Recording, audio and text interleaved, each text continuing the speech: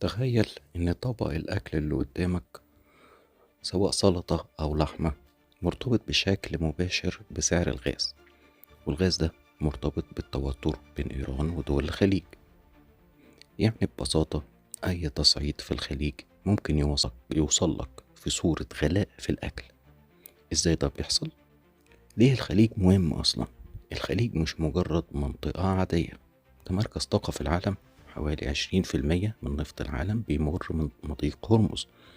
المنطقة بتنتج نسبة ضخمة من الغاز والنفط. إيران طرف أساسي في أي توتر هناك. أي تهديد في المنطقة دي قلق عالمي على الطاقة. طبعا الكلام ده مذكور كتير قبل كده، بس يجب الإشارة إليه. الجزء التاني، أول تأثير، الطاقة. أول حاجة بتتأثر هي أسعار النفط، أسعار الغاز. حتى لو مفيش حرب، مجرد التوتر بيرفع الأسعار، بيزود تكلفة التأمين، بيخلي السوق يتحرك على التوقع، وده معناه الطاقة بتغلي عالميا. الجزء الثالث، العلاقة الخفية، الأسمدة. هنا بقى النقطة اللي الناس كتير مش واخدة بالها منها. الأسمدة الزراعية مرتبطة بشكل مباشر بالغاز. إزاي؟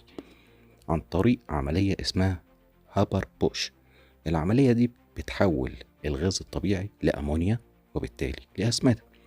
ودي أرقام مهمة. الغاز بيمثل من 60 ل 80% من تكلفة إنتاج الأسمدة. يعني أي زيادة في الغاز بيؤدي إلى زيادة فورية في السماد. الجزء الرابع، الزراعة تبدأ تتأثر. الفلاح هنا بيواجه مشكلة. لو السماد غلي هيعمل إيه؟ قدامه 3 حلول. أول نقطة، يقلل السماد وبالتالي الإنتاج يقل. يدفع أكتر وبالتالي السعر يعلى. يزرع أقل. في كل الحالات السوق بيتأثر. الجزء الخامس، الخضار. النتيجة الطبيعية، زيادة في تكلفة الزراعة، زيادة في تكلفة النقل، وانخفاض في الإنتاج. الخضار يغلى، ودي أول حاجة بتحس بيها في السوق. الجزء السادس، اللحوم، الضربة الأقوى. التأثير الحقيقي بيظهر في اللحوم. ليه؟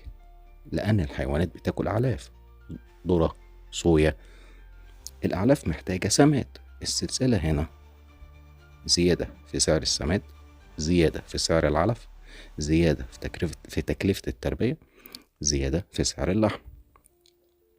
الجزء السابع، الصورة الكاملة. خلينا نربط كل حاجة ببعض. التوتر بين إيران والخليج هيؤدي إلى طاقة أغلى، سماد أغلى، زراعة أغلى، أعلاف أغلى، لحوم وخضار أغلى. دي سلسلة واحدة متكاملة. الجزء الثامن، أخطر نقطة.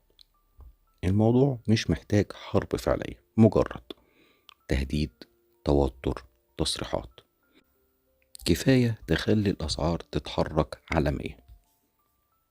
آخر حاجة، الضربة القوية. اللي بيحصل مش بعيد عنك، مش مجرد أخبار سياسية، دي أحداث بتوصل لطبق أكلك بشكل مباشر. وهنا السؤال الحقيقي، مش ليه الأسعار غليت، السؤال هو لو التوتر ده زاد احنا داخلين. لو عاوز تفهم أكتر تأثير الحرب على الاقتصاد وإزاي تحمي نفسك من الغلاء، اكتب في الكومنت تحليل. وما تنساش الاشتراك عشان اللي جاي أخطر.